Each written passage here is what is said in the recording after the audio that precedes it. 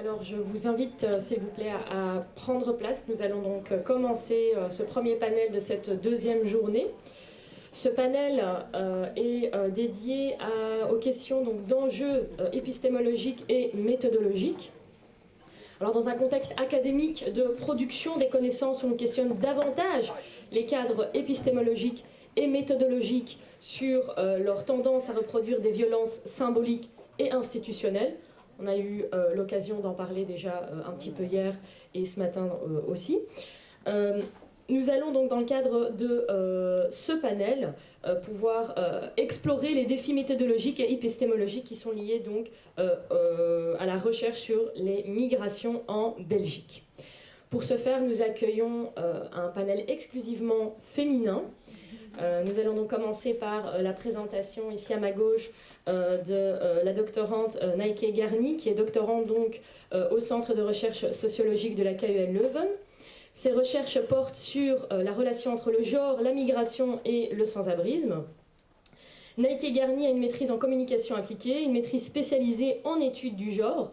Entre 2020 et 2023, elle a travaillé en tant que travailleuse sociale et coordinatrice d'un centre d'hébergement à Bruxelles, la Sister House, qui fournit en fait un hébergement, des informations et un accompagnement aux femmes migrantes sans abri qui sont donc confrontées au manque de soutien administratif et social. Et donc son intervention, sa première intervention, donc elle va porter sur Ethical Framework of Research, Feminist and Postcolonial Paradigm in Research with Migrant Women.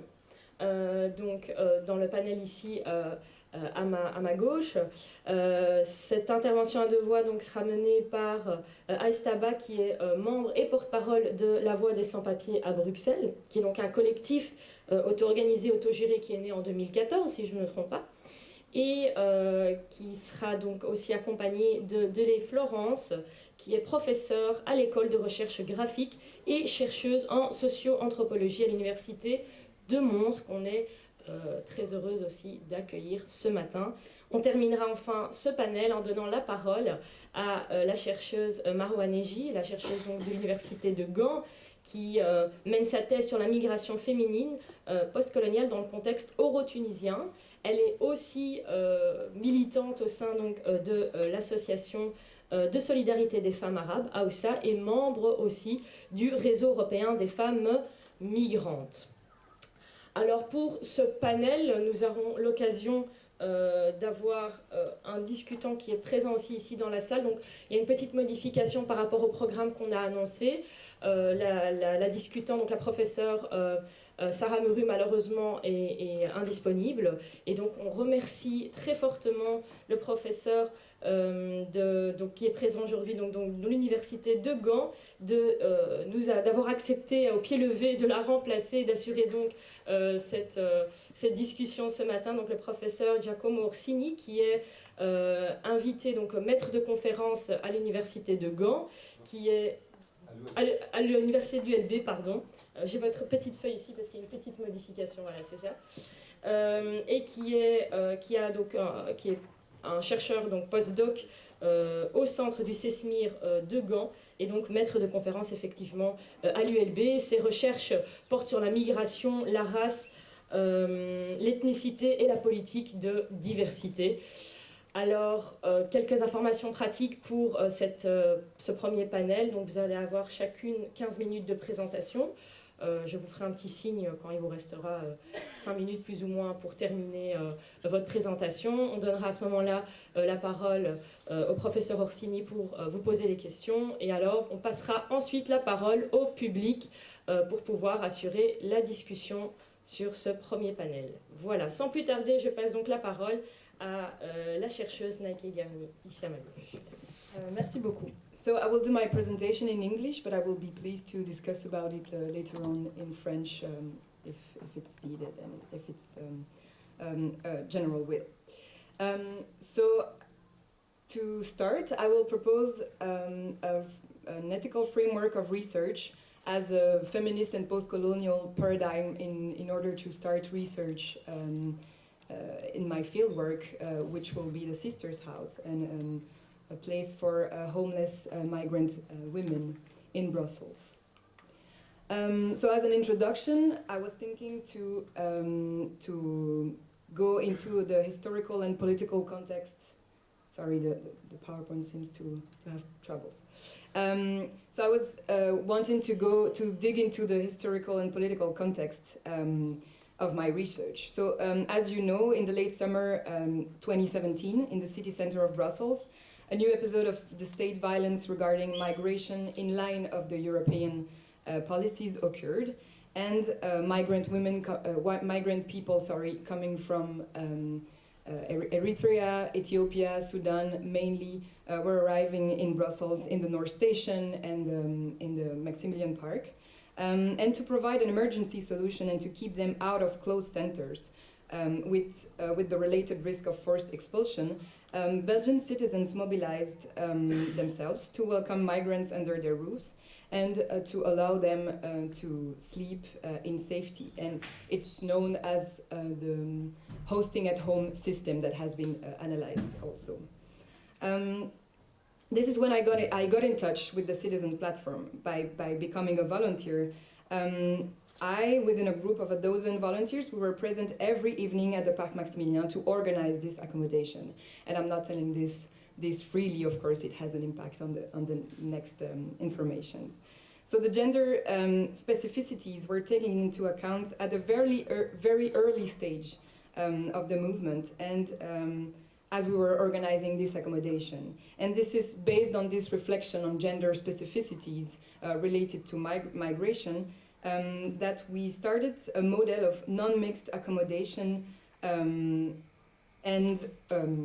which became the Sisters House. In November 2018, so the Sisters House came alive. The Sisters House is a grassroots-based accommodation led by volunteers to help and to accommodate, but also to support migrant women that were encountered at that time in the context of the Parc Maximilien and the North Station. So since its start, the project has gone through various challenges, obstacles, and also dramatic episodes, which I will not go into deeply today. But despite all these, and as imperfect as it can be, the Sisters House has become the accommodation, information, and accompaniment facility for migrant women of the Citizen Platform, Belle Refugees. So this is when I come to the reflection on my positionality. So in January 2023, so this year, I have decided to leave my position as a social worker and as a coordinator of this place, which I was occupying since early 2020, to engage in research. I was motivated by the desire to investigate the reception sector further on. And in order to prepare and frame the field I was planning to re-enter as a researcher, I wish to anchor various commitments and points of attention which appeared crucial to me in order to bear a role and a posture that would be as less intrusive and as less exploitative as possible. And I am aware that avoiding all the pitfalls is almost impossible, and I wanted to make sure that the majority of them would have been detailed and written down previously to the fieldwork as a kind of commitment, or we could say as a charter towards the partners of the research, which will be the Sisters House, the residents, the volunteers, the staff working there, and also the Citizens Platform more broadly. And it would be also, and most importantly, as an intrinsic and constant reminder for me of my commitments to high standards in terms of work ethics in a human and very sensitive context, which I imagine you can imagine, and also in alignment to the core feminist and post-colonial theories which I'm drawing from. Which leads to two main questions. So at the outset of this research, one of the major issues that I'm facing is how to conduct true activist research, if it's something that is possible, as a political commitment shared with migrant resistance, but also how to deal with my various bonds to this project, while I wish to continue to analyze the practices and reflections based in the Sisters' House as a field of research. So let's say that to dig into that, I started to embrace an intersectional approach.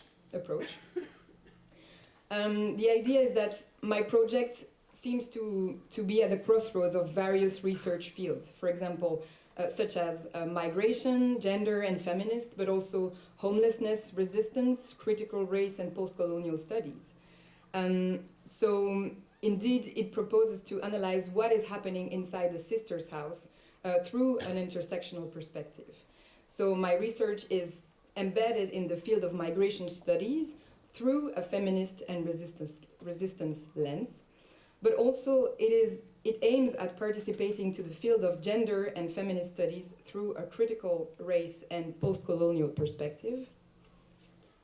And finally, I think it fits into the homelessness studies through a gender-based and migration perspective. So it's really clear that, to me, everything seems to be at some point interconnected and embedded. So all of these will lead to multiple challenges from intersecting issues, and that's why I wanted to show it this way. And the intersecting issues are related to power, consent, community representation, confidentiality, trust, mistrust, harms, risks and benefits, and it's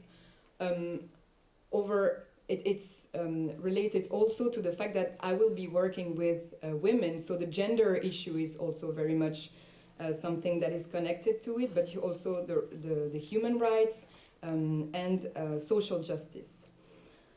So to do so, I wanted to commit myself into a challenging posture. Challenging what? Well, the power structures, and also I wanted to commit to a position that stays critical at all stages. So as resistance academics call for a reflection on challenging power structures through research about migration and refugees, but also as Black and post-colonial feminist scholars have re-questioned the patriarchal, racist and capitalist system in which the institutions of our Western societies are intertwined. So drawing from those, I intend to encompass this critical mindset towards institution as a main ethical starting point. I think it's of a major importance. And I wish to follow the three core values. So how do I do that? And I wish to also follow the three core values of Max Liboiron, who considers, when it comes to run a feminist and anti-colonial science lab, they consider humility by recognizing I am part of multiple relations, accountability, convinced that I am beholden to these relations, and collectivity, since to me and today, no individual matters more than the collective. So I wish to also follow the path of scholars who have engaged with and are still pursuing actually impactful research through epistemic interventions, and also what has been called a disobedient gaze within an intersectional perspective. Because I want to follow the idea that on an epistemological level, intersectionality becomes a knowledge project whose aim or raison d'être is to pay attention to power relations and social inequalities. Indeed, intersectionality can be considered then as a theoretical approach with an activist orientation or a social movement dimension. Going further on, I think also something that is of a major issue in this context is acknowledging the power relations and positionalities as researchers. So yeah, as social science researchers, we have the power to analyze and interpret narratives and experiences. And in this particular case, we're talking about narratives of displacement and mobility, racism, classism, gender-based violence. So there are plenty of them, and they're filled with intimacy and personal matters, social interactions, and of course, movements. as our own subjective position, including our worldviews, inform the ways we represent our research subjects and the conclusions we draw, I am convinced that our positionality becomes a form of power. So I wish to acknowledge the power imbalance also, but I wish to mitigate it, and I will explain it later on. Here again, it seems that Black feminist contributions, and particularly intersectionality, have helped going further on, allowing for recognition of the complex interplay of structures as they constrain and inform lived experience. And by doing so, I want to perhaps embrace what has been called reflexivity, but in an ethical notion, in an ethical way. So reflexivity as an ethical notion, as an attempt to ensure that researchers are accountable to the people with whom they co-create knowledge, both during the research process and in the final research report. It's very much related to the situated and shifting nature of power. So I also want to maybe continue on the idea of repoliticizing the margins, and that very much relates to what Sophie Klimis has said this morning, and which I thank for that. To me, and to what I've been reading since now, homeless migrant women are experiencing a specific situation due to this combination of gender, racial, and class violence. And we cannot do research in such context without acknowledging violence, but also vulnerability, and we have been talking about it yesterday also, so I will not go further on like that. But vulnerability is a major and highly discussed and criticized notion of migration policies and management, but it's also in the field of social work, and it's also in academia, of course. And I wish to mitigate a portrayal of migrant women as victims who lack agency, and I wish to participate, therefore, in repoliticizing vulnerability and violence in migration through a feminist and intersectional lens, as I already said. Now we can go on to the ethical framework of research that I will present. I will not go into it deeper today, but it's written down, and it's also made up to be an evolving process, as I said. But what I maybe want you to have in mind is the core principles, and related to the practical concerns. So, first of all, the idea of reciprocity and beneficence. I really don't like the translation of bienfaisance, which doesn't really explain the complexity of beneficence, but it's really more the idea of embracing the fact that the participants of the research are considered as beneficiaries, but also participants active who receive a profit of it. And again, profit is not a word that I wish to embrace either, but it's quite the idea of receiving something in return that has been related to their demand. Also, the idea of intercultural communication.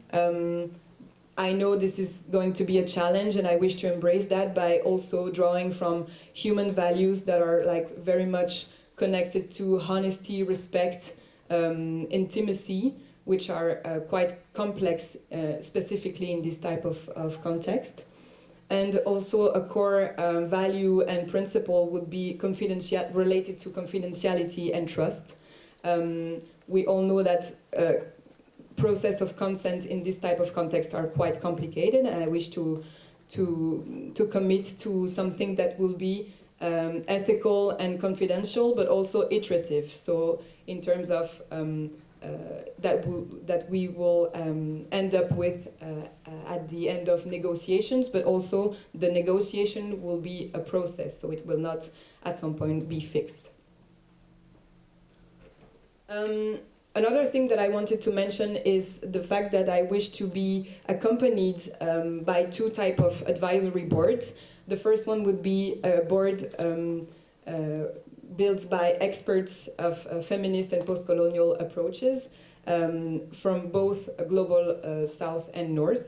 But also I wanted to be accompanied by a board of experts of social and psychological work related to the fieldwork here in Belgium. The methodological set that I will use is trying to be as inclusive as possible in order to create a safety feeling. So for this, I will imagine a specific and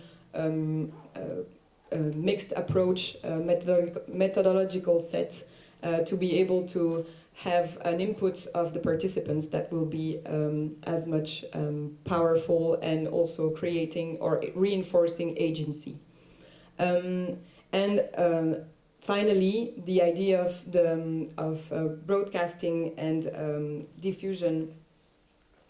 Sorry, I'm a little bit lost. Dissemination. Sorry. The idea of to also think of the self-censorship as if it's needed. The idea of not do no harm. So I will not. I want to commit to the fact that I will not broadcast anything that will not be negotiated and discussed beforehand. And of course, it's a matter of ethical protocol that I will commit with the participants. So now I arrive to my conclusion. So maybe the main ideas that I would like you to have in mind going out of this place is that I wish to follow an intersectional approach that entails to acknowledge the central issue of power. I know it's very much in the core center of this research. And drawing from various authors in intersectional feminist, migration, and resistance studies, make us considering power relations in all its complexity, and therefore in a more fluid and iterative way. We have seen that vulnerability can be understood as a fluctuant situation that can be balanced with agency, whether it is related to the research process or more broadly. So I wish to embrace reflexivity in an iterative process, so it will not be fixed and it will be always reflected. And also the idea that I think qualitative social research should engage in research relationships which go alongside with fundamental conceptual shifts in research ethics. As my goal is to nurture a healthy research context preserving confidentiality and trust, beneficence, inclusivity, interculturality, I am aware of the partial and imperfect and ongoing aspect of the approach that I'm about to follow. Nevertheless, I see it as a starting point that wishes to combine social justice and, of course, humility as core principles. Thank you.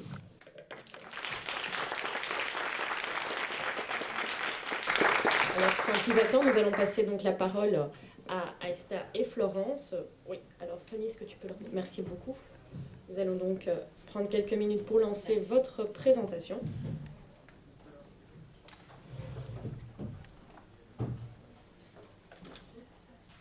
Et voilà, la parole est à vous.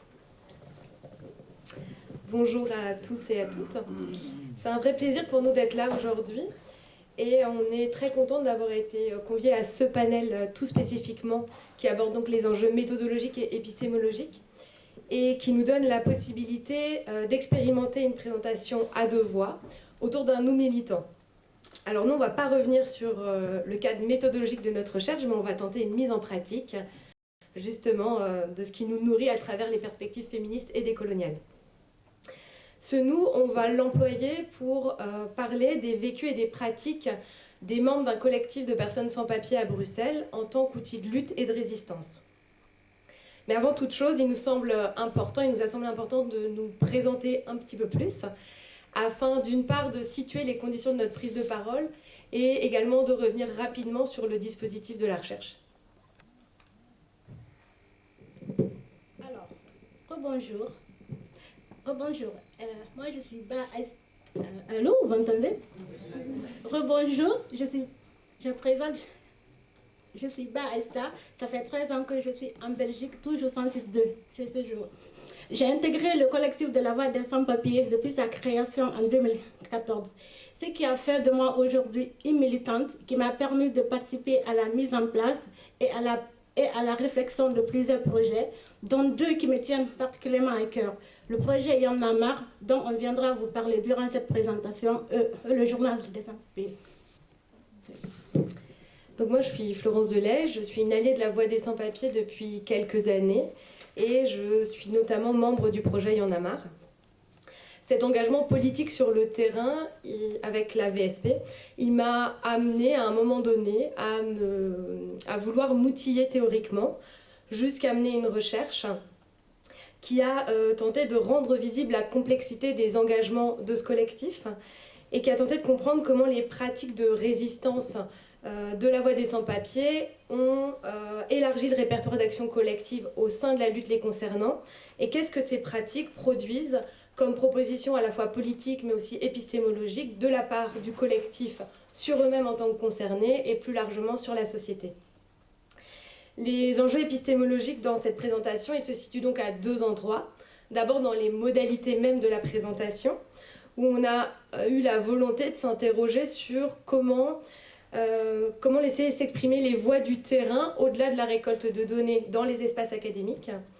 Et d'autre part, dans le corps de cette recherche, où il a été question de comprendre comment les pratiques de résistance mises en place par des premiers concernés engagent la production de savoir, la production de connaissances comme outil de lutte. Pour ce faire, Aista va commencer par retracer empiriquement les principaux outils développés par la VSP depuis une dizaine d'années. Ceci afin d'une part de montrer en quoi ces outils postulent que le répertoire d'action collective a été élargi et finalement afin de comprendre ce que cela produit politiquement et épistémologiquement de la part de la Voix des sans-papiers. Merci Florence. Alors, nous à la Voix des sans-papiers, nous sommes auto-organisés. La lutte des personnes des sans-papiers, c'est une longue histoire qui a débuté à la fermeture des frontières en 1974 en Belgique. Elle va se construire durant presque 50 ans, parallèlement de la mise en place des politiques européennes toujours plus restrictives et violentes en matière d'asile et de migration. Ces politiques ont conduit à ce qu'on appelle sur le terrain la fabrique des personnes sans papier. Une personne sans papier, c'est une personne qui est sans droit. Très pratiquement, c'est une personne qui vit dans un pays tel que la Belgique, sans aucune reconnaissance légale depuis 5, 10, voire 20 ans. C'est de vivre une situation de relégation spatiale, sociale, économique et politique. C'est d'être contrainte par des procédures arbitraires sans titre, sans critères clairs. Par exemple, moi, c'est presque la moitié de ma vie, avec la peur d'un retour forcé, avec la peur sans pouvoir me former, vivre sans être reconnue, vivre sans être traitée comme une personne normale dans ce pays. Par contre, il est vrai que ce pays m'a donné la possibilité de me soigner, mais ça n'a rien changé à ma situation de vie. L'insécurité, l'extrême précarité, le non-logement, les intimidations et les décisions nous concernant, les décisions politiques nous concernant, nous plongent dans des situations déshumanisantes.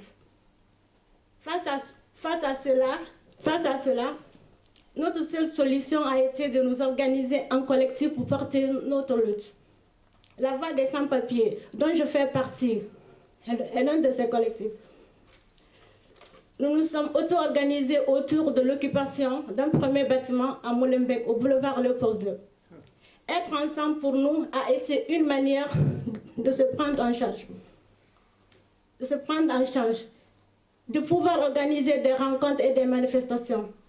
Finalement, de vivre le plus dignement possible, malgré les conditions de vie difficiles, grâce à une grande solidarité entre nous qui a fait de nous aujourd'hui une famille.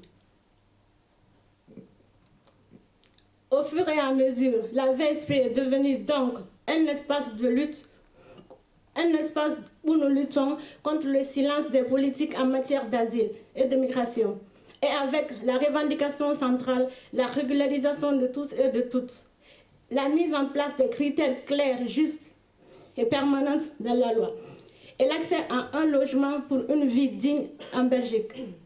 En effet, qui parle de collectif des personnes sans papier parle aussi de leurs occupations. Une occupation, c'est quoi?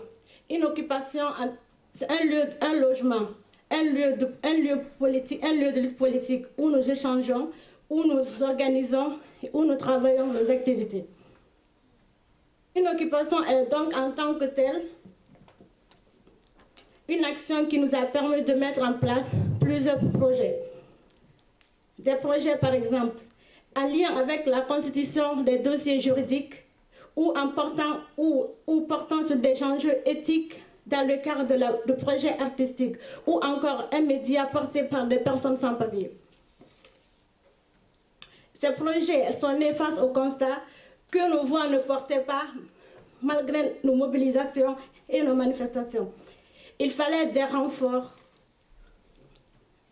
Il fallait des renforts pour nous faire entendre et faire valoir et trouver de nouveaux moyens d'action.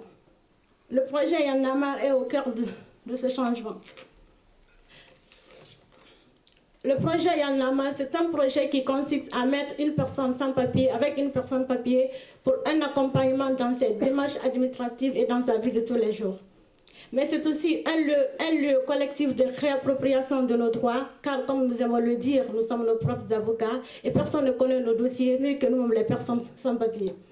Finalement, le projet Y'en a marre, c'est un outil qui nous permet de sensibiliser et politiser la population belge, d'organiser des formations et des ateliers artistiques, de faire valoir nos droits, de valoriser nos savoirs d'expérience, de nous réapproprier individuellement notre dignité, de faire reconnaître notre lutte par nous-mêmes et avec nos mots. Merci. Ce regard sur le terrain que vient d'énoncer Aista, il témoigne de plusieurs éléments. En premier lieu, du rôle central que vont jouer les occupations au sein de la lutte. D'abord en tant que lieu de vie, qui permettent de répondre aux besoins matériels et sociaux les plus élémentaires pour se sécuriser, c'est-à-dire se loger, se nourrir, prendre soin de soi, prendre soin des siens. Les occupations sont des lieux ressources essentiels afin d'acquérir une stabilité dans ces moments justement remplis d'instabilité, entre autres économiques et administratives. Cette stabilité, elle est rendue possible grâce notamment à tout un ensemble d'espaces de négociation et d'alliances, parfois très stratégiques, avec un grand nombre d'acteurs publics et privés que le collectif a su mettre en place au fur et à mesure du temps et de la lutte. Cette stabilité, à la Voix des sans-papiers, c'est une véritable condition pour qu'une politisation soit envisageable. Et elle va permettre à ces lieux de vie de devenir également des lieux de lutte. Cette pratique collective que sont les occupations, elle introduit une première proposition politique du collectif qui est celle de créer du commun et qui va leur permettre de se reconnaître comme une communauté de soins et comme une communauté politique. Cette proposition, on la retrouve très fréquemment dans l'histoire des luttes des personnes sans papier, à travers notamment l'occupation d'églises ou de lieux de travail. Cependant, les enjeux de ces occupations ne sont pas les mêmes. D'un côté, on se situe dans un rapport de force avec un État, une institution, à travers une confrontation souhaitée la plus brève possible, car elle éreintent les corps et les esprits. Alors qu'à la VSP, il y a une volonté de pérennité, de durabilité à travers leurs occupations. Il y a le souhait, comme ils et elles peuvent le dire, de pouvoir se poser, d'être stable un temps, afin de penser et mettre en place de nouveaux moyens d'action. Cet enjeu du temps long, au sein de la lutte des personnes sans papier, il est assez peu évoqué dans la littérature. Et en effet, pour reprendre un concept proposé par Eric Singedo, il est plus souvent... Il est plus souvent question d'événements politiques qui tentent de perturber l'ordre établi à un moment spécifique avec un résultat souvent, et on peut le déplorer, délimité dans le temps. Alors qu'à contrario, les pratiques de la Voix des sans-papiers, elles nous conduisent à nous interroger sur la manière dont les collectifs de personnes sans papier s'inscrivent aussi dans le temps long et pas uniquement dans l'urgence des situations. Finalement, l'idée, c'est de comprendre comment, en s'inscrivant dans une séquence politique plutôt qu'un événement politique, le temps participe également à être un outil de légitimation qui donne la possibilité de mettre en place des espaces qui ont entre autres pour intention de remettre en question les représentations et de se réapproprier ses droits. Le temps devient finalement un outil travaillant, une forme de reconnaissance à être là. Plus précisément, cette proposition, elle postule d'une forme de changement de paradigme de la lutte et elle met en lumière un élargissement du répertoire d'action collective, car, comme Aista a pu l'exprimer, en effet, après plusieurs années de lutte, la voix des sans-papiers a fait le constat que pour résister, il fallait d'autres stratégies, de nouvelles stratégies. L'une d'entre elles, c'est par exemple le projet Y en a marre, qui illustre très bien ce changement de paradigme et qui porte en lui très clairement plusieurs des propositions politiques et épistémologiques du collectif, dont celle de se désaliéner en tant que personne non blanche et sans papier en Belgique.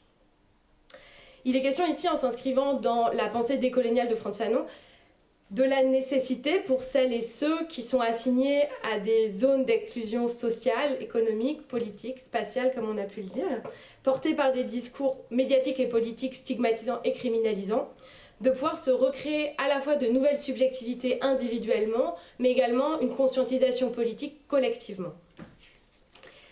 Cette désaliénation, pour les membres de la Voix des sans-papiers, elle passe par 3 grands principes.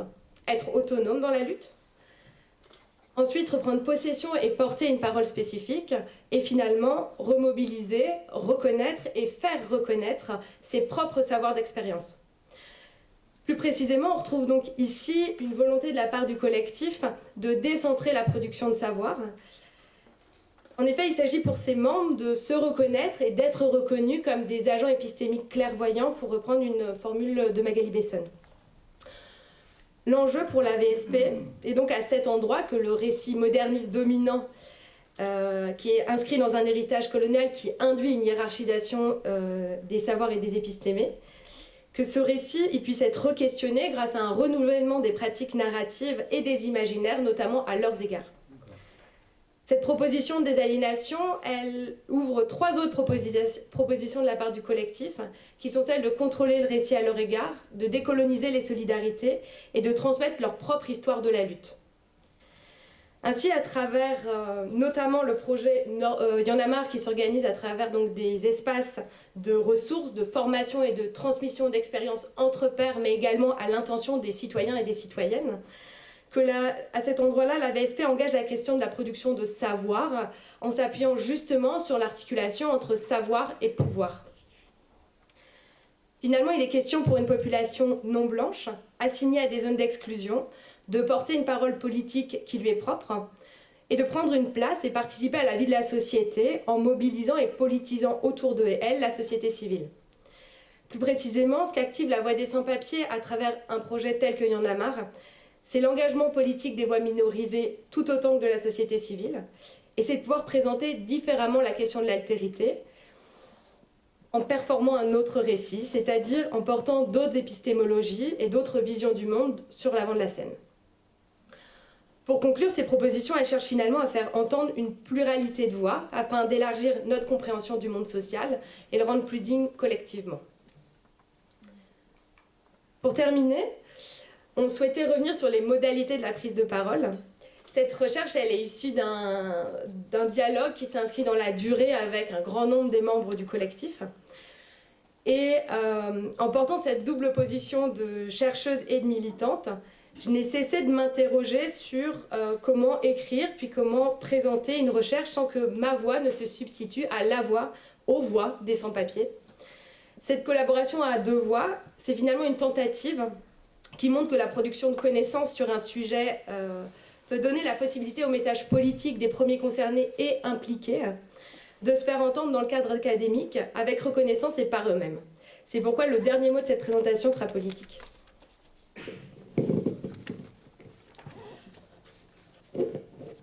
On a besoin de vous. Pour redonner une vie digne aux personnes sans papier, il suffit d'une volonté politique. Le projet Y en a marre est l'une des propositions de solidarité concrète pour qui souhaite s'engager avec des personnes sans papier dans notre lutte. Exil et création, un autre de nos projets qui est un outil de réflexion et de consultation sur des enjeux de collaboration dans les projets socio-culturels et artistiques avec les personnes sans papier. Pour que le savoir soit au service de l'action et l'université au service des luttes sociales, nous vous proposons de nous rejoindre, soit à titre individuel, soit en imaginant comment mettre des pratiques en place à disposition de ces outils de lutte. Par exemple, nous vous invitons cordialement le mardi 28 novembre pour une journée de réflexion, exil et création dans l'une de nos occupations qui se situe à l'avenue Louise. Nous vous invitons également à rejoindre la plateforme In My Name, nationale In My Name. Merci pour votre écoute. Nous restons disponibles si vous avez des questions.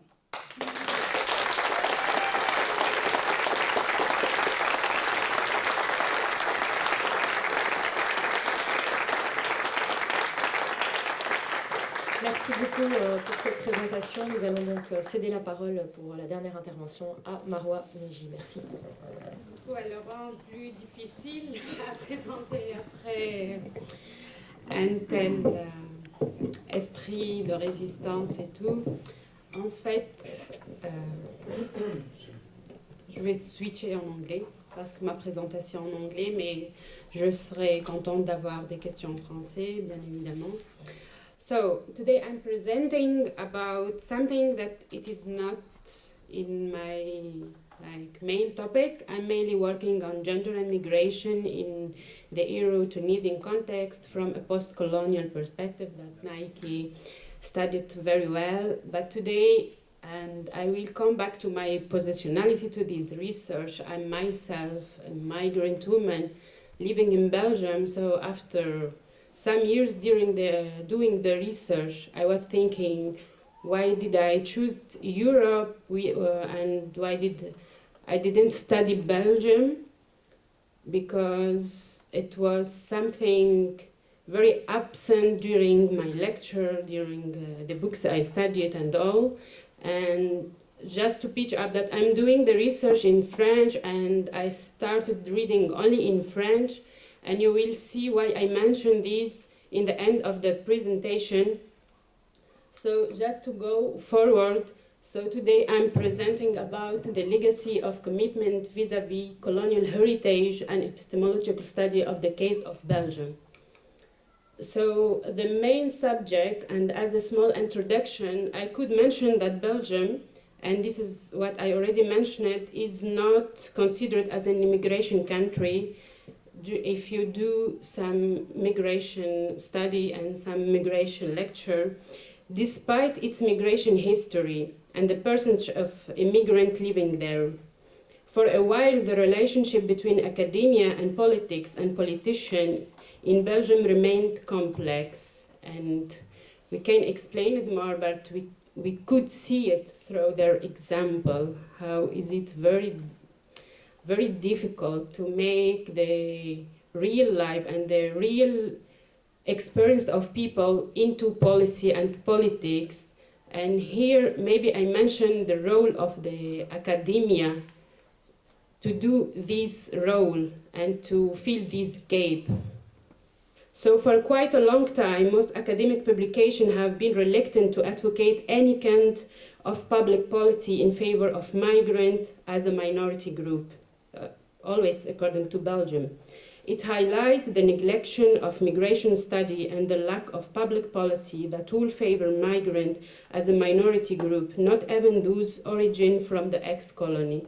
Because we had, like, after the so-called decolonization or the so-called independence from the global south to the global north, we had these flows from the ex-colonies to the ex-colonizer, which is not also the case in Belgium, and which make it, again, a specific case to study.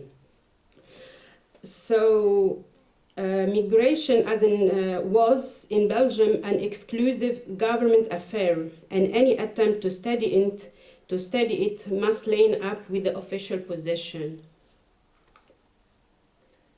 While studying migration, sociologists are cautioned of the fact that migration policy remains an exclusive white affair. It's a Western and very centralized affair within a continuum of a colonial perspective regarding the non-white, the outsider, the other, the common, and again, like into this fragmentation, there is the new coming, and the old, the first generation, the second generation, which again make the migration study and the migration cause very disparate and very complex to study, but this is not innocent in my own perspective.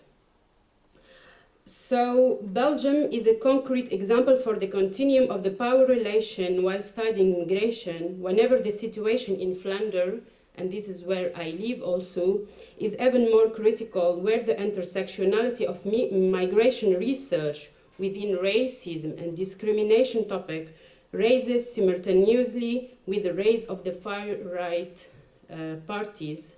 And the so-called success of those parties is followed by the spread of racism and discrimination in its most societal and structural version, within the focus on the main impact of the right-wing party in Belgium in the long-term historical development.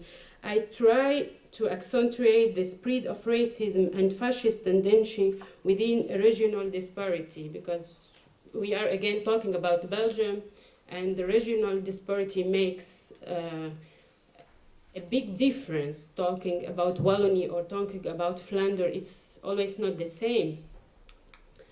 So the ongoing reproduction of a power relation in Belgium as a continuum of colonial heritage, the political theory as a Western production, is part of this power relation among nation states.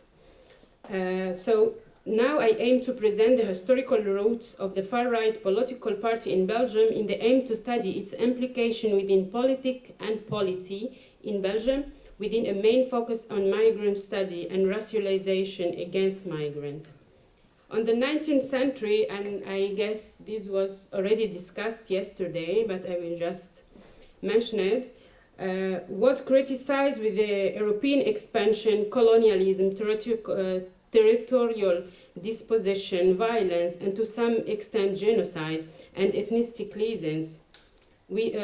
Then within the so-called again independence and the continuum of these colonial heritage was the so-called through the so-called structural adjustment planned again against the global South, and within the imposition of political and economic plan was a main consequence of the colonialism on its indirect form.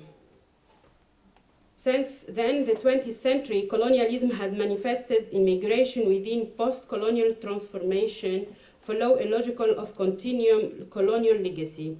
For a while, the relationship between academia and politics and politicians in Belgium remained again complex, and most academic publications have been reluctant to advocate any kind of public policy in favor of migrant or minority group. And here I would like to warmly invite you to read the contribution of Bambi Coupens, an expert on the history of the Democratic Republic of Congo, which is a very crucial contribution while he studied the continuity of a colonial legacy.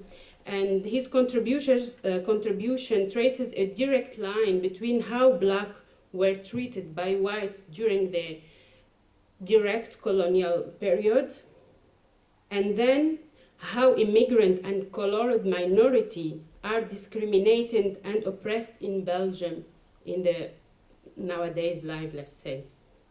As in Wallonia, the fragmentation of the far-right political party, Front National, was in favor of the non-propagation of the everyday racism. The situation in Flemish part in Belgium is not the same, because the rise of the Flemish bloc and the Flemish party is not really the same between the two parts of Belgium, let's say. And the Flemish bloc has its root back the Second World. We could all know this. In the Second World War, as the fundamentally anti-democratic and xenophobic part of the Flemish movement that collaborated direct with Hitler. Their political perspective is constructed around discrimination, but we will see that it is not only discrimination against migrants, it's a very specific discrimination only against Muslim migrants, and this is what they pronounce, what they say, because they think that it is no way that Muslim people could integrate into the Flemish culture or into the Flemish life, let's say. It's always, according to them, speech, especially during election. So to abuse the migration question and present it as the genealogy of all economic and security problem, it's not on behalf of the migrant, but that's what they used to do always. And that's how the liberal right built their political program and speech on migration issue and the inured study of the so-called economic and development problem caused by migrant flows. So, but also around racial identity, ethnic superiority, and cultural difference, while the aim of this part is mainly the research to answer the question, how come that one identity is to supreme another? The Flemish bloc answer that Flams belong, like after it was changed, as a structural manifestation of racism and how it arises a new form of oppression against migrants.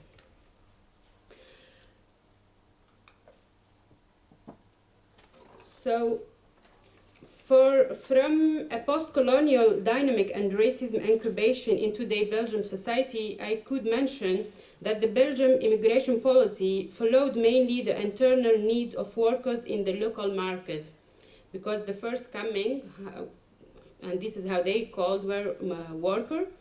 After the Second World War, Belgium ratified bilateral agreement with non-European countries in order to fill the gap in the internal labor market. In some and within the petroleum crisis, immigration policy were severely restricted to the family reunion. Nowadays, immigrants in Belgium are mostly originating from neighboring European states, and this is always according to the specificity of Belgium as the capital of the European Union institution. So if you go and see the main number of migrants or like étrangers in Belgium, it's from France, from Germany, but again, they don't treat them, they are also étrangers, they are not born in Belgium, they don't treat them as another nationality, and this is like based on an ethnic discrimination. So despite the far-right party, immigrants are present and still present in Flemish part of Belgium, and this is due mainly to the fact that the competence on immigration policy remain at the federal level despite repealing demand to allocate it to the regional level. And here I will talk more about the Belgian migration policy because it is designed based on circumstance, economy, or humanitarian need without any effective long-term of this vision. Migration history in Belgium is different from its neighboring country. It has a specific criteria according to the establishment of the main international and European institution in Brussels capital, and this again led to a specific kind of immigrant, or they call it expat, because we also have these notion difference according to where you come from. Then you are an immigrant or you are an expat, even if you hold the same certificate or the best of the best certificate in the world, you're still immigrant if your roots comes back to the global south. So the labor migration is also specific since it did not attract people from the Belgium ex-colony, but mostly from North African country, and this is where I come from as a Tunisian. Specifically, first comer was Moroccan within the highest percentage. It concerned people originated also from Turkey as well, and with who Belgium has no colonial part, no colonial history, let's say. So while Brussels shows a continuum dynamic, not the same, because Brussels is attracting people from ex-colonial states, the Flanders government, by the anti-immigrant government, tried to fill the gap on its labor market through immigration policy characterized essentially with discrimination and oppression against immigrants, because we still, and all like statistics shows that the main worker class in Flemish are étrangers, and this we could see it and we could live it during the COVID crisis, for example, that showed the precarity in which migrant workers are settled with minority, so which characterize the migrants, the study of migration in Belgium, and made a call to a post-colonial study urgent and evident. And this says, yeah, so here I refer always to what is happening in the world and all the wars happening around us, to show that we are in a very critical time in the history. Maybe we are witnessing nowadays a genocide, but we are also witnessing the colonial and the last call for liberation, because it's still in 2023. We are surviving a settler colonialism. So the colonial, I am making the link between my research and again to what is happening now, and to make the colonial approach not just a metaphor that we study, that we write about it, but we are surviving nowadays, and maybe we will end up saying we are lucky to survive it. It depends how the things go through, like in the last colonized, direct and military colonized state in the world, Palestine. So maybe we will be so proud to witness it, but despite all the causes and all the loss of lives happening there. So I could say, while the most direct and military occupation came to an end, again, not in Palestine, colonial bonds are not broken and still have repercussion in the ex-colony, since colonization was and still an obstacle to develop and industrialization of colonized country. And I will sum up with saying that the post-colonial approach in migration study has become an increasingly widespread conceptual framework addressing the hegemony of colonial knowledge production. And the aim and this call to decolonizing migration study from mainstream white discourse has a significant role in defining policy and politics that show the complex relationship between politics and academia. And here I will also refer to what is happening, because every time I'm writing on this paper, like my real life show up, like while writing a statement to support the people of Palestine and all, we see that and the statement were destined to the rector of all the Flemish university. We just got no answer. And this is really, and you already mentioned it, and we heard this morning, that we are on a time that academia are far away from being the voices of the people, like indigenous people, of the vulnerable category. And again, to migrant study, it was long time that it's forbidden to talk about migration, because if you talk about migration for them, you are giving them rights.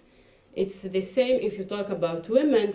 This means that they need more rights. So it was forbidden to talk about it. And it's our role as academic to make the things move on in favor of all the minority and all the vulnerable categories. So I will try to end up with saying that while migration studies are mainly Eurocentric, the necessity of decolonizing this subject is increasingly prominent. And again, I refer to my positionality. I was never attracted by migration study, to be honest, but then having all the experience and passing through different struggle just to come here and to study, which is like very normal for some people, makes me interested to that study not only from the from the policy and from the law, because if we read the law, we have the most beautiful words and the most beautiful call for humanity and equality and all. But then facing this in real life, it makes you think what's really happening, like what I read and why it is not applicable for me, for these minority, for those vulnerable groups. So yeah, I would say again that the political impact on academic research highlighted above is a struggle for post-colonial literature. A decolonial approach aims to uncover these roots and to end with the reproduction of their structure. And my main thesis here aims to counter the hegemonic paradigm on population growth and population control, which migration policy one of it, the population control, which come again and has again a colonial roots. While the post-colonial approach starts to rise as a critical approach, it is limited within the academic space and it is not developed in the public debate.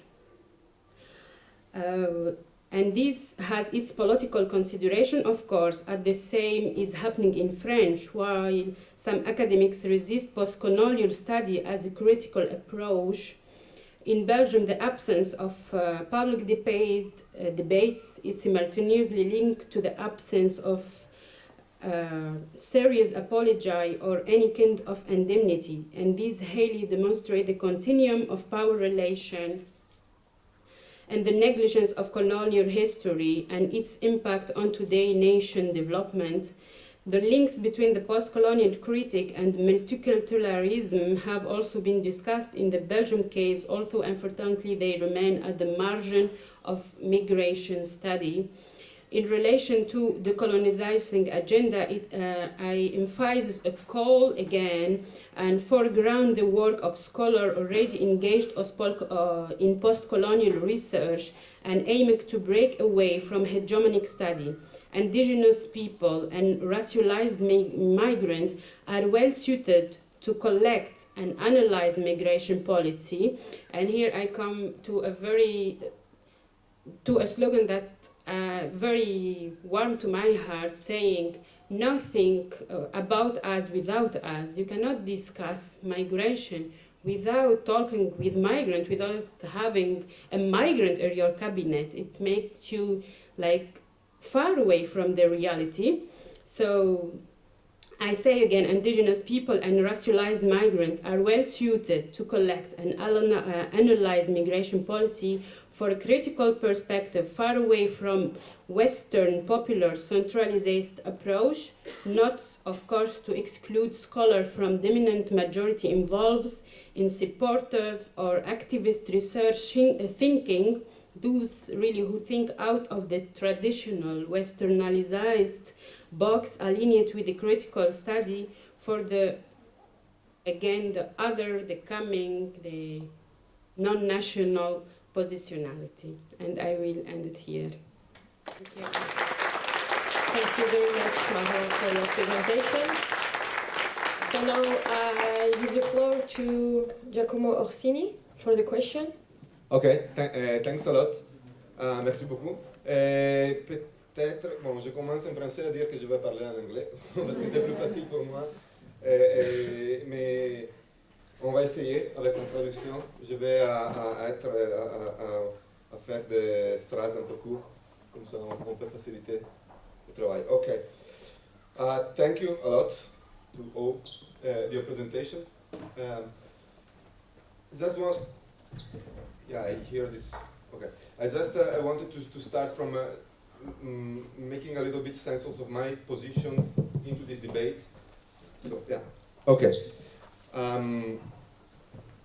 I kind of describe myself as a sociologist of migration, and I'm relatively, at this point in my career, fine with that. And I have always my researches, which have to do with borders, bordering, were informed by post-colonial mainly theories, more recently by decolonial approaches, because I had the chance of being exposed to post-colonial theories quite a long ago, some 10 years ago. So, and I experienced myself the journey from being treated as a sort of ideological scholar who was always pushing this kind of, okay, decolonial, post-colonial deconstruction, into now experiencing this kind of mainstreaming a bit of the decolonial. So I feel it's something that I kind of like, because finally I feel less alone. But I also see a lot of dangers here that I think we all see. So starting from this tiny introduction, I don't know again if you want to translate this. It's okay. C'est bien, Aista? Ok, une petite introduction. Okay. J'ai juste dit que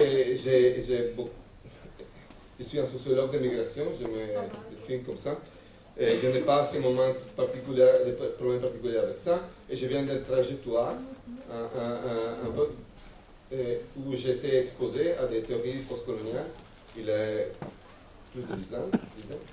Et après, j'ai, comme un étudiant de migration avec cette perspective, j'ai eu un peu l'expérience d'être un peu traité comme un très idéologique, pas suffisamment analytique. Et maintenant, je vois que finalement, ça, c'est quelque chose qui est devenu un peu mainstream, un peu de tous les partis. Et bon, c'est quelque chose que je me plaît d'un côté, mais je vois aussi des dangers dans l'autre. Et je voulais faire cette introduction pour un peu expliquer ma position en relation à ce débat. Ah, okay. Ah, okay, okay. Sorry.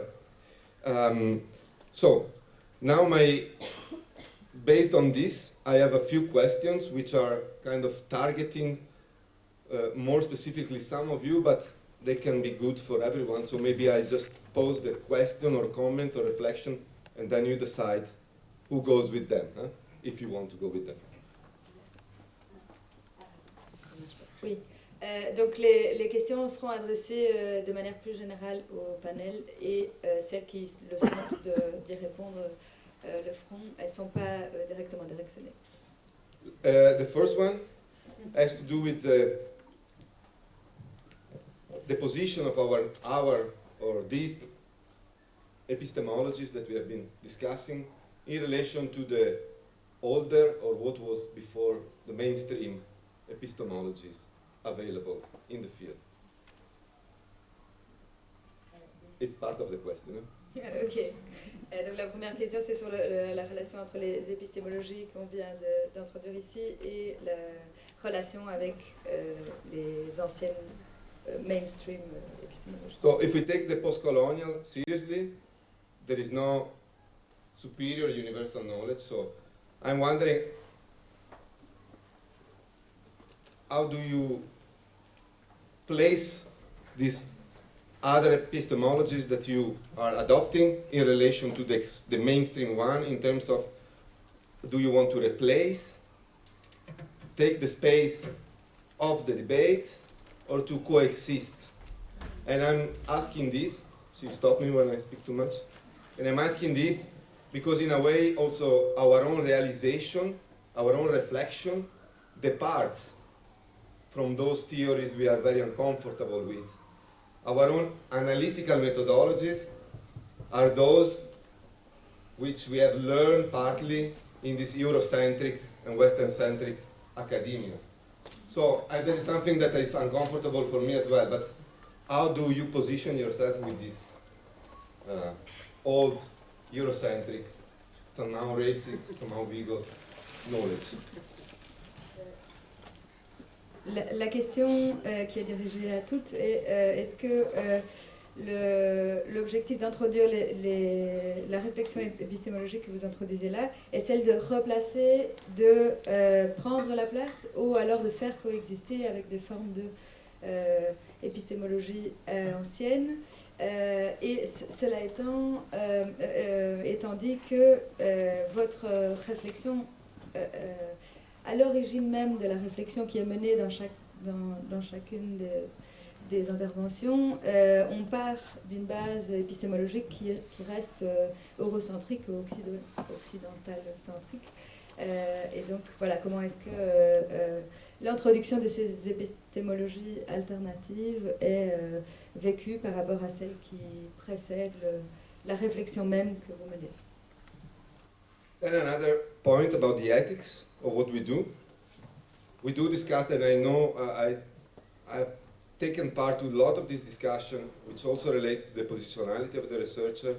And I always see that one part of the story is left outside, and that's that we gain a living out of what we do, a salary.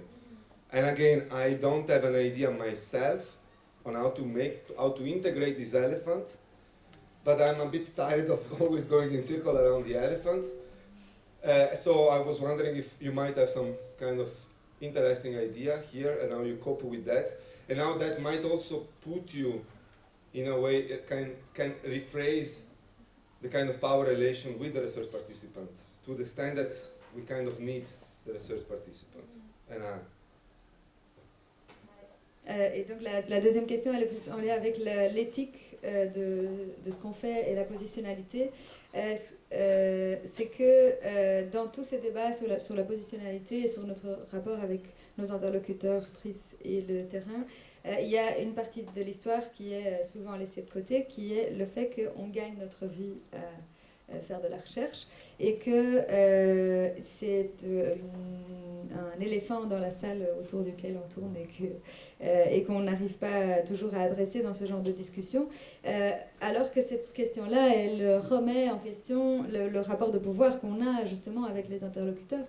C'est qu'on en dépend de ces interlocuteurs-là et de l'accès à ces terrains-là, aussi sensibles soient-ils, pour accéder à notre salaire, tout simplement. I have other two, interconnect. So one more which relates to the do not make harm principle, which is integrated into ethics, and kind of relate also to your point about time, which I have to admit I liked it a lot. When we think about not doing harm in research, I'm wondering again, it's to everyone. I'm watching with you because you mentioned that, but it's for everyone. How can we make sense of the harm we can produce short term with our research participant vis-a-vis the harm we might produce long term by not saying something which can harm someone in the short term, which relates to the issue of time and resistance and the fight of sans-papiers.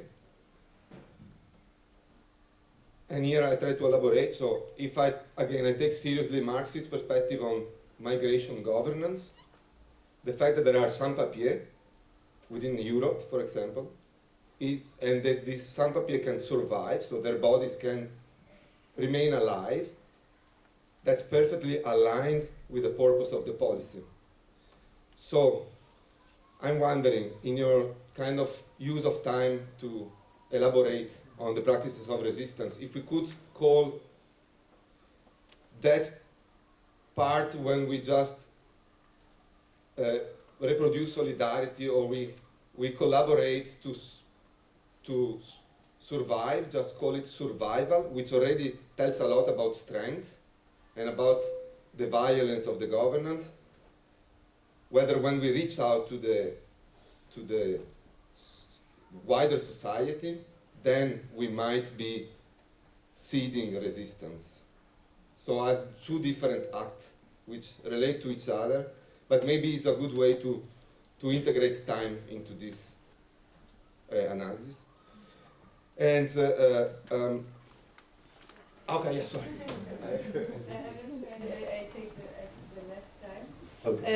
Mais donc la deuxième partie de cette question sur l'éthique et la positionnalité est sur la question qui a été mentionnée dans vos interventions sur le principe do not harm, de ne pas nuire, et en lien avec la question du temps qui est introduite dans la présentation de Florence et Aista.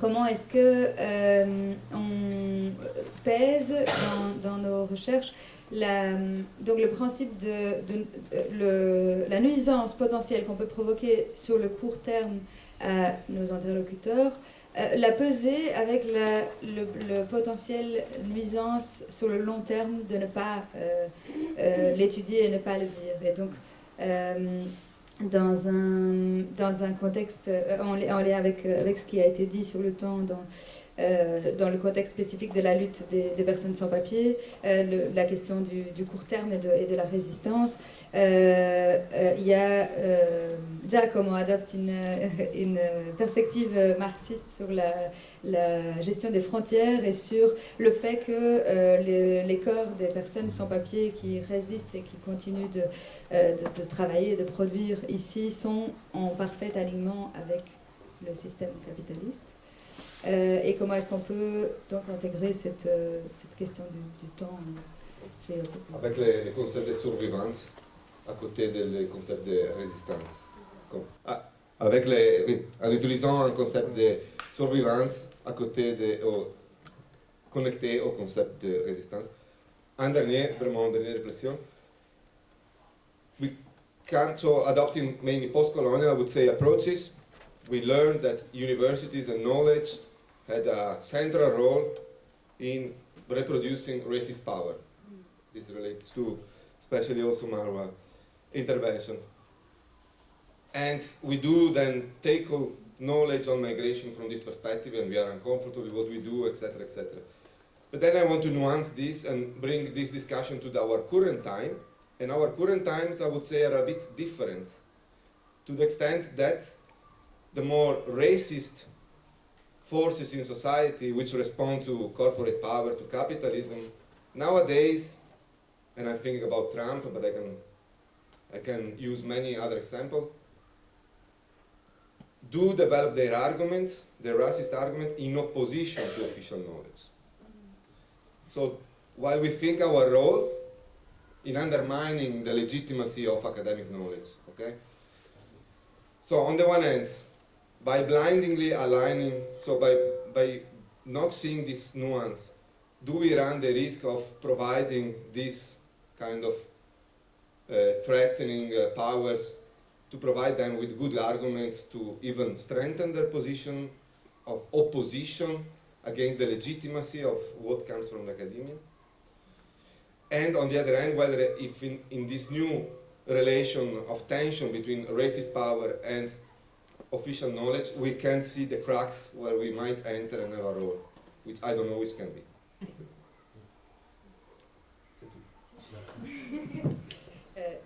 Alors, je m'excuse, mais je suis absolument pas traductrice, donc je fais vraiment au mieux.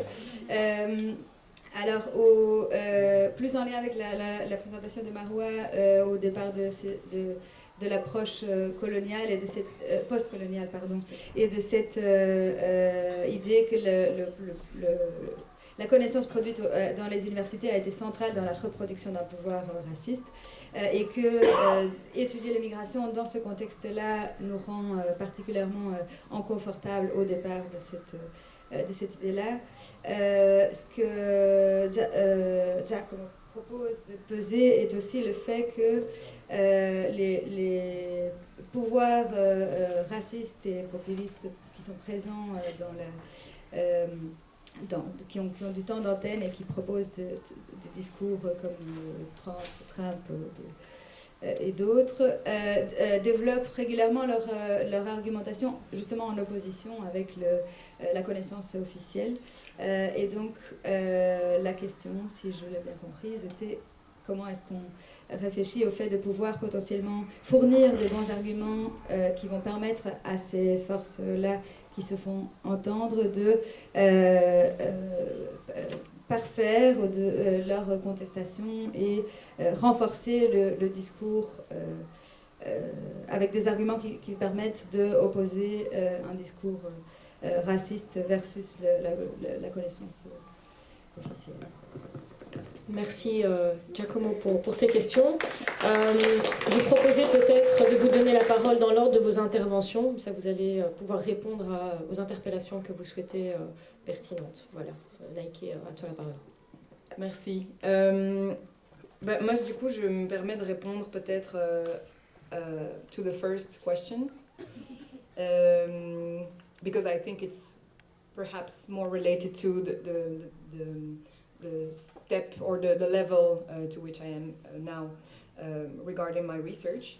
I would say that the link between new epistemologies and old mainstream ones is on. I'm not saying that I'm creating a new thing. I'm not a revolution. I mean, I'm not creating any revolution in that. I really am more in a reflection of going with the flow of new epistemologies, which are already here. There are in a minority still, I think. But I wish to enter this flow in order to perhaps at some point rebalance a proper way of understanding epistemologies that are more critical, maybe more intersectional, because I think we all benefit from drawing from different fields, and that's what I wished to question and also to propose today. But I also very much connect the reflection on the idea of staying divided in a way, because each field has its own specificity. But on the other hand, I think drawing from those collectively can be very fruitful and insightful, especially to embrace the complexity of migration, because as it has been said throughout the both days, it really lacks, and according to me, it really lacks complexity. I mean, the study of migration today needs to be a little bit more complex, I think. So how do I position myself in that? I would say, trying to participate in new epistemologies, which to me are way more, can be more relevant to embrace this complexity. But also I'm mitigating it because it also relates very much to fundings. And as I am myself very much embedded into this funding research, because my research is not funded yet.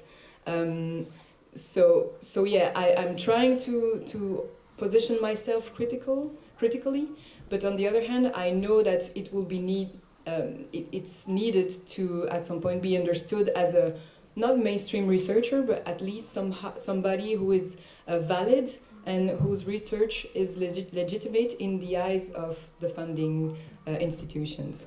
So it's very much a matter of course, of schizophrenic reflection at that type. I don't know if it answers. There is no correct answer. That's my view. It's the wrong answer. Anyway.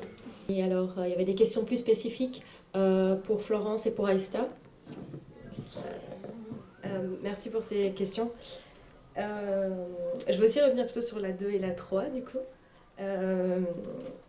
Alors, je rejoins tout à fait Fanny sur la question de la loyauté. Pour moi, ça a été une manière dans ma réflexivité, en tout cas, d'essayer d'avancer sur justement cette question de ne pas nuire et de ne pas déposséder. Moi, c'était énormément à cet endroit-là que ça se situait, notamment dans l'écriture, où chaque mot était compté, chaque mot était justement à quel point je suis loyale ou pas avec le collectif, en sachant que moi j'étais d'abord une militante, et puis ensuite ça m'a posé les questions de la recherche. Et donc de mêler ces deux casquettes a été quand même assez compliqué dans la mise en œuvre, et d'où une des réponses qui a été de se dire toute la partie ethnographique de ma recherche, je l'ai vraiment faite avec les personnes concernées, avec les membres du collectif. La partie analytique, elle m'appartient beaucoup plus. C'est un peu la limite aussi. Et face à cette limite, une des réponses que j'ai trouvées, c'est de se dire que si cette recherche était diffusée, je ne la ferais pas seule. C'était une des conditions vraiment, pour moi c'était impossible de venir parler ici sans proposer cette parole à une personne du collectif, et sans avoir leur accord aussi pour aller dans ces lieux-là. Donc voilà, donc c'est beaucoup d'aller-retour avec Aista, mais aussi avec tout un ensemble de personnes. Ensuite, il y a la question de la rémunération, qui est effectivement très intéressante. Alors, moi, je ne suis pas actuellement rémunérée pour faire de la recherche, mais j'ai quand même un salaire et une condition grâce à un autre travail. Et pour moi, ça fait partie d'une des conditions de possibilité d'avoir justement un rapport de pouvoir qui tend à s'égaliser. En tout cas, que chaque parole et chaque recherche scientifique puisse être rémunérée. Alors, une des astuces que j'ai eues moi pour l'instant, c'est de se dire que je remplis des dossiers pour faire primer mon mémoire et j'ai reçu déjà des prix et cet argent ne me revient pas, je le redonne du coup pour rémunérer Aista dans ce travail de collaboration qu'on fait actuellement. C'est une des astuces qui a ses limites et là ça fonctionne cette fois-ci, mais voilà, sans avoir de réponse plus précises. Et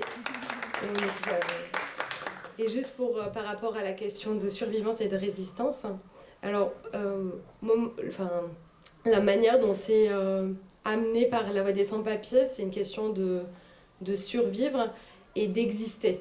Il y a cette résistance, mais c'est comment on existe politiquement.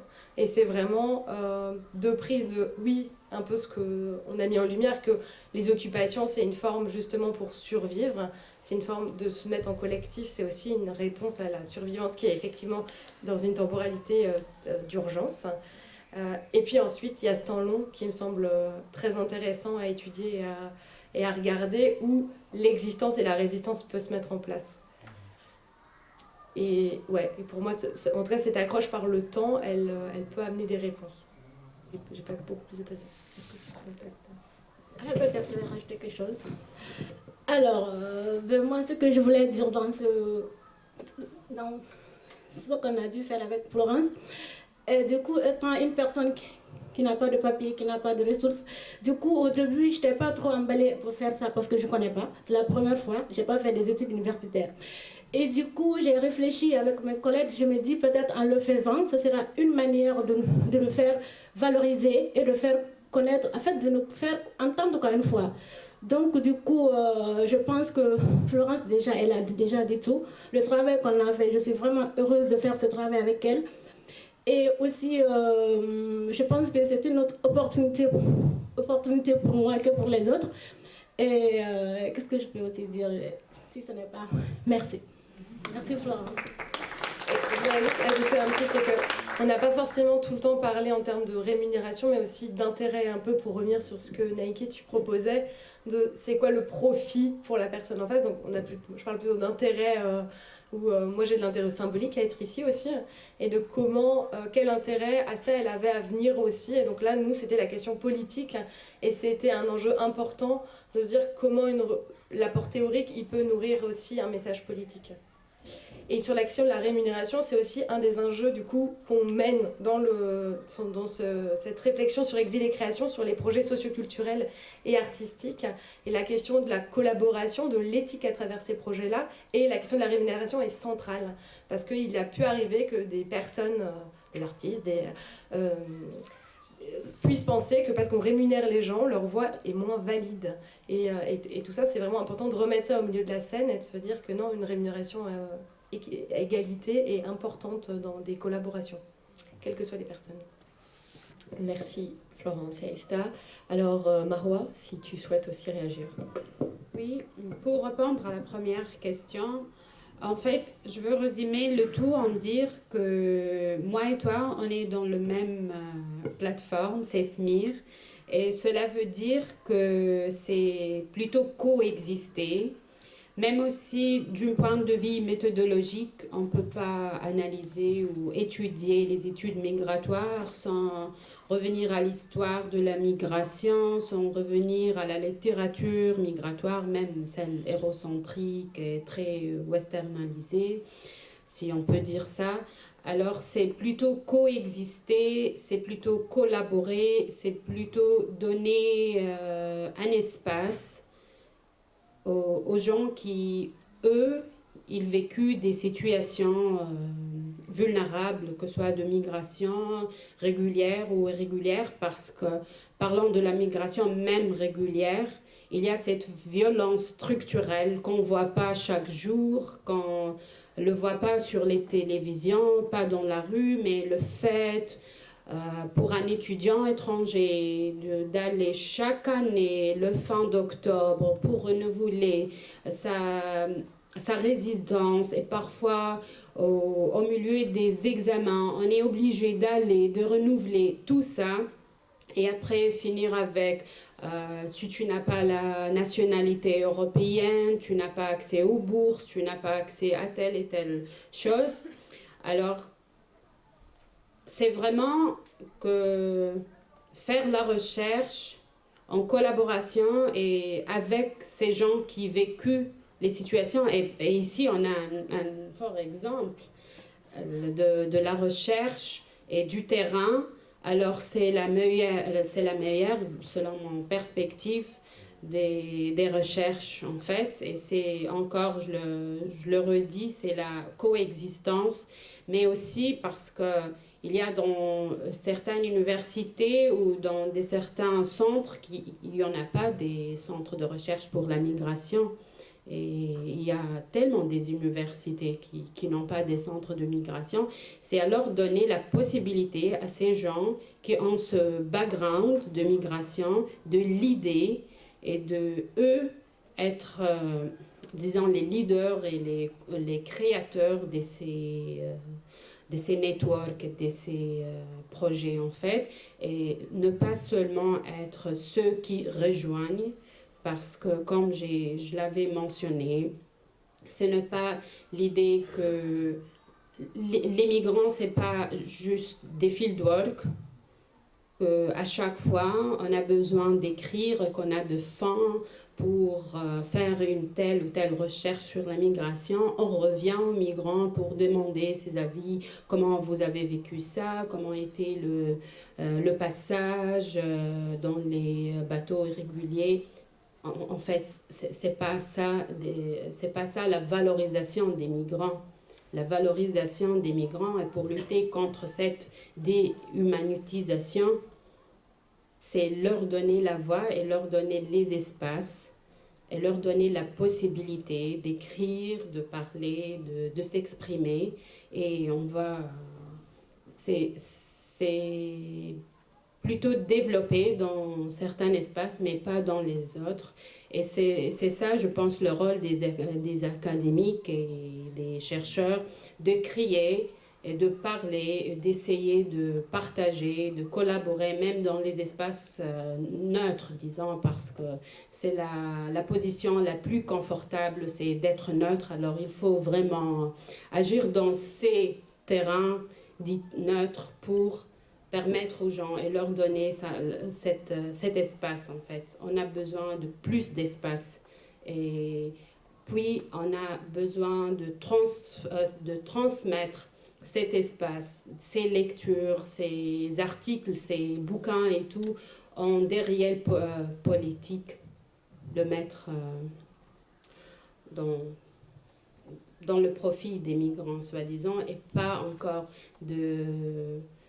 encore stigmatisés et faire de sorte que réfugiés, migrants de façon, comment dirais-je, courte période, longue période, vraiment, ça n'aide pas, c'est pas au profit des migrants, c'est pas au profit de la cause migratoire. Ça, c'est pour répondre à la première question.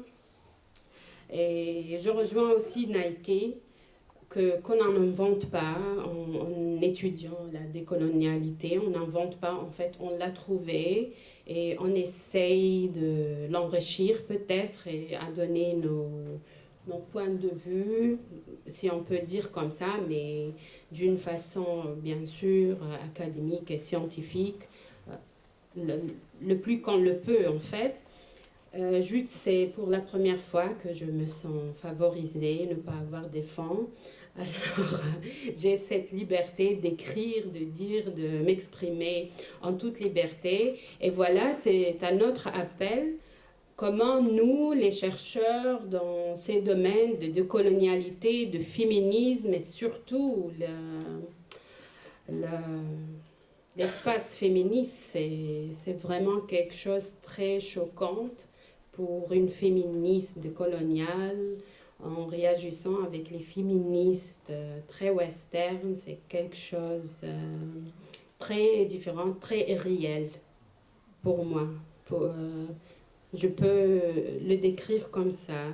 Parler du féminisme ici en Europe, c'est surtout si on fait des recherches sur les féministes arabes ou même du tiers-monde, comme ils veulent le dire, c'est très réel. C'est très loin de notre réalité, c'est très loin de ce que nous vécu, c'est très loin de tout ce qu'on vit à chaque jour. On n'a pas les mêmes problèmes, alors on ne peut pas résoudre ces problèmes de la même façon. Et c'est pour ça aussi un autre appel aux féministes de vraiment donner la voix à ces femmes qui ont des problèmes qu'une femme européenne ne peut pas imaginer. C'est pas sa faute, c'est pas pour dire qu'elle ne doit pas parler de ça, non, mais c'est encore coexister, collaborer pour finir avec des résultats, disons, à la rigueur des problèmes. Après, oui, la quatrième question. En fait, on est venu dans un contexte historique ou temporaire actuellement où il y a, la narrative est déjà là. La narrative migratoire, la narrative raciste, la narrative discriminatoire, elle est déjà là. Et en commençant à lire et à franchir des études comme ça, selon moi, chacun est envers deux situations.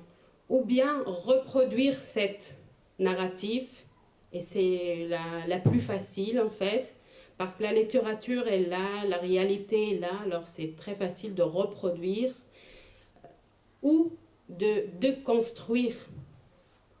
Et là, ça nous met dans deux rôles, je pouvais dire. Je perds parfois les mots, mais ça nous met dans une situation de déconstruire pour construire. Alors, parler de Trump, et s'il n'y avait pas des migrants, il inventait quelque chose, juste pour être le populiste ou le raciste qui est lui ou les autres. C'est pas personnel, mais en fait, il y a toujours cette recherche qu'on voulait faire, c'est de déconstruire la narrative existante, mais pour nous, comme des chercheurs, on ne doit pas s'arrêter à ça, on ne doit pas dire que voilà, c'est des discriminations, ça c'est du racisme, ça c'est anti-migratoire, ça ce n'est pas en faveur des migrants, mais aussi de donner les alternatives et de construire des autres espaces, et c'est ce qu'on essaye de faire en travaillant sur l'approche décoloniale, que ce soit dans la perspective féministe ou l'approche décoloniale dans la perspective migratoire qui est très nouvelle et qui est très... c'est un petit bébé, disons, et qu'on doit tous les nourrir ensemble. Merci voilà, beaucoup pour vos réponses.